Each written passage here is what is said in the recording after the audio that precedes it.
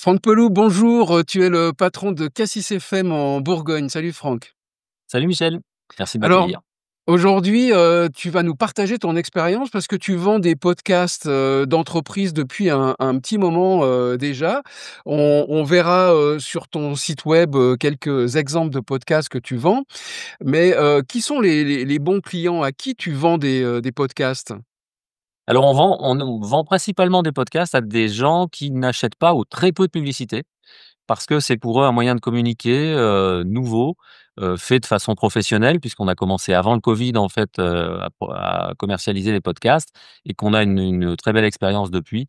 Donc on arrive à vendre à des structures, qui ne n'achètent pas forcément de la pub comme, le MEDEF, l'UIMM, la Fédération de Côte d'Or pour la pêche que vous verrez sur notre site. C'est des gens qui achètent pas de pub mais qui achètent des podcasts parce que, on les fait de façon originale et parce qu'ils sont distribués sur tous les supports. Donc pour eux, c'est un moyen de communiquer qui est très intéressant. Donc ça te permet d'aller chercher des nouveaux clients. C'est quoi les arguments que tu utilises pour, vendre des podcasts? Oh bah, l'argument principal, c'est évidemment la communication. C'est un petit peu plus moderne, c'est différent parce que souvent la pub à la radio, on nous la reproche, on va pas refaire le débat, on en passe trop. Pour nous pas assez, mais pour eux trop et donc c'est vraiment un moyen de communication différent et puis c'est la possibilité aussi d'aller sur des niches sur lesquelles on ne peut pas aller sur des médias grand public comme les nôtres et sur des industries, particulières comme, je citais tout à l'heure l'UIMM, la métallerie, va faire de la pub sur la métallerie, à la radio, alors qu'en mettant le doigt sur, certains secteurs ou certains domaines particuliers de la métallerie, comme une école de production, par exemple, Industrie 21, ici en Côte d'Or, ben, on sait qu'ils recherchent, de la main-d'œuvre, donc il y a de la il y a des emplois, c'est bien payé, on est loin de l'image de l'usine d'avant et tout. Expliqué dans un podcast par un spécialiste, questionné par un journaliste professionnel, le nôtre et ben, du coup, ça fait sens et ça, les gens le recherchent et c'est vraiment une com différente, quoi. Après, pour ce qui est de mettre en valeur le dirigeant d'entreprise, on a par exemple, lancé, à notre arrivée à Beaune pour essayer de mieux connaître un petit peu tout le monde, un podcast qui marche bien. C'est celui qui marche le mieux chez nous, ça s'appelle Boss of the Day. Le patron du jour, on en fait 2 ou 3 par mois. Alors c'est quelque chose qui pour l'instant ne rapporte pas, mais permet de mettre en avant des patrons qui potentiellement plus tard, selon le secteur d'activité, nous achèteront de la pub.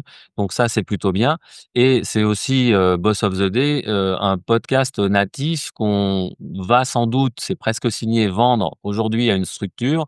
Hem Et donc là, pour le coup, ça va nous rapporter, pas mal et ça va rapporter une belle image à cette structure aussi qui est du côté, patronal et du côté des entreprises.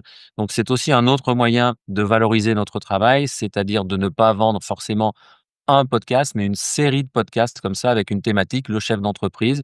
C'est assez bateau, hein, tu vas me dire, mais ça marche vraiment très, très bien. Je vous invite à regarder Boss of the Day, sur, notre site internet ou sur nos supports. Vous verrez que c'est très sympa et que ça marche bien. Donc en fait, tu as 2 formules. Tu vends des, podcasts d'entreprise, avec, la conception, la production, la distribution, peut-être même la promo, d'une part et d'autre part, tu vends, le sponsoring de podcasts, natifs, produits par Cassis FM. Absolument et j'ai même une 3e option, que je ne vends pas, mais qui est le podcast, qui permet, de faire passer des contrats publicitaires où ce sera un petit peu limite. C'est-à-dire que quand, quelqu'un vient nous voir pour acheter une campagne de pub, qu'il est un petit peu réticent, mais que son activité intéresse notre audience, je propose, mes commerciaux proposent, une interview pour expliquer son activité ou son actualité. Exemple récent, le la brasserie, Guy à Pontarlier, c'est hors zone pour Cassis, hein. Pontarlier, c'est à 150 kilomètres d'ici, qui fête ses, je crois 100 ans ou 130 ans, je ne sais plus, qui hésitait à acheter de la pub ici à Cassis parce qu'on est sur la Bourgogne et pas sur la Franche-Comté. On lui a proposé, on lui a dit: «Mais le Pontarlier à Nice, tout le monde connaît, y compris ici en Bourgogne, on en boit. Ça m'intéresse de faire un sujet pour que vous nous racontiez, l'histoire de votre distillerie, la fabrication de l'absinthe, cet alcool qui était interdit parce qu'il rendait soi-disant fou, mais qui est fabriqué là-bas et donc ça a permis de faire passer un contrat publicitaire. C'est vraiment du gagnant-gagnant avec l'annonceur et on a l'interview qui va sortir ces prochains jours pour la journée anniversaire. Ces podcasts, Franck, tu les vends à quel prix?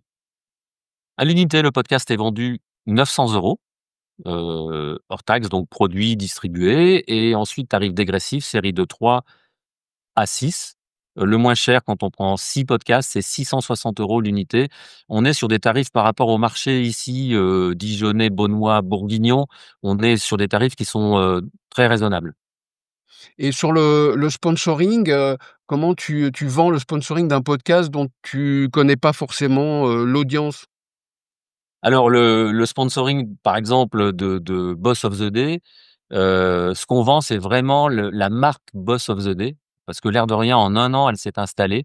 Je trouve que ça a de la gueule. Vous regarderez sur le site, mais c'est simple, il y a le portrait du dirigeant, un fond qui est toujours le même, Boss of the Day, et là, on vend la marque, donc ça va être Boss of the Day by l'annonceur, et ensuite, on aura quelques spots de pub aussi à la radio qui diront, «Retrouvez le nouveau numéro de Boss of the Day avec un tel by l'annonceur». Donc pour l'annonceur, c'est gagnant-gagnant. À la fois, il a du display et il a aussi de l'antenne puisque sur l'antenne, en fait, son nom est vraiment attaché à la rubrique.